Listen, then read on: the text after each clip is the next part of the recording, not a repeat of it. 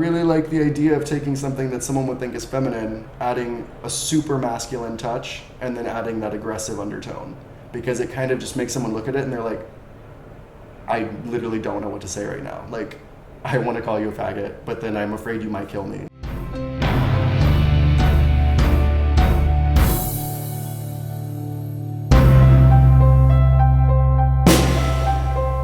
I am originally from Santa Claus, Indiana. It's a town of 2,000 people. I actually lived in Christmas Lake Village on Reindeer Circle. The Midwest never left me. I may not have been meant to live in the Midwest, but I was definitely meant to be a Midwestern boy. My dad traveled so much for work that I was really one of the only kids that left and came back. And so I was traveling a lot and seeing all these other things and coming back and being like, wait guys, this is not everything. So it was like, even though I was there, the only thing that was like enriching to me was what I wore and like the things I could create. I mean, I was wearing like telephone cords for bracelets, like, because I mean, you don't really have any options in Santa Claus, Indiana, except for like Express, which is an hour away.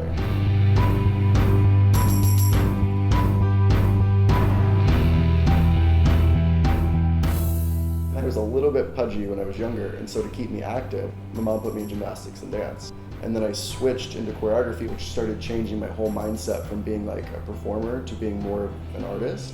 You kind of walk into my head and showcase like entire subcultures and things that are happening in society that we don't even pay attention to. I just love that mentality of combining the grit with the glory. And then from that, I actually started looking back into fashion because when I was looking for costumes and stuff, I wanted to look for more than just the basic, what you had seen with like things leading up to that point.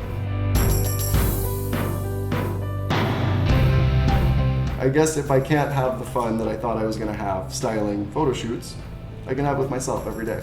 This is actually from Indiana in a thrift store. And then this is actually a sex harness. So right now I'm wearing a jacket from Obesity and Speed. They're very much on the pulse of what a lot of the kids in downtown are wanting to say and like how they're feeling at the time. This shirt I made, second class citizen. All of these random things come after I'll be looking on CNN and I'll see some article and I'll be like, that's an outrage.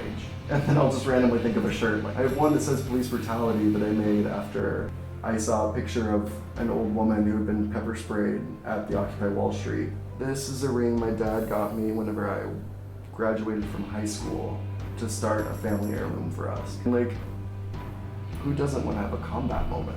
I mean, I always want a combat moment.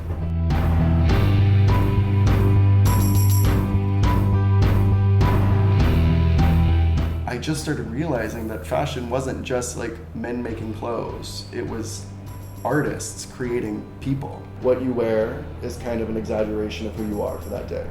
And I want people to know who I am that day. That's the whole point. I always want to say something, even if I'm saying I don't care. I feel like growing up in the Midwest, I was kind of surrounded by people that are really unhappy, but they're kind of brought up into that notion that you're gonna be unhappy. We're kind of the guest stars in corporate America's world.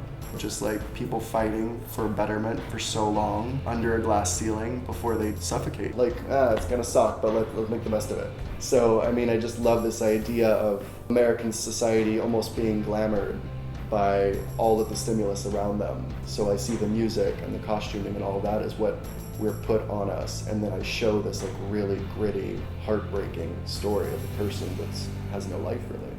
Even though they've put on the beautiful dress and they cleaned the house and they made the cake.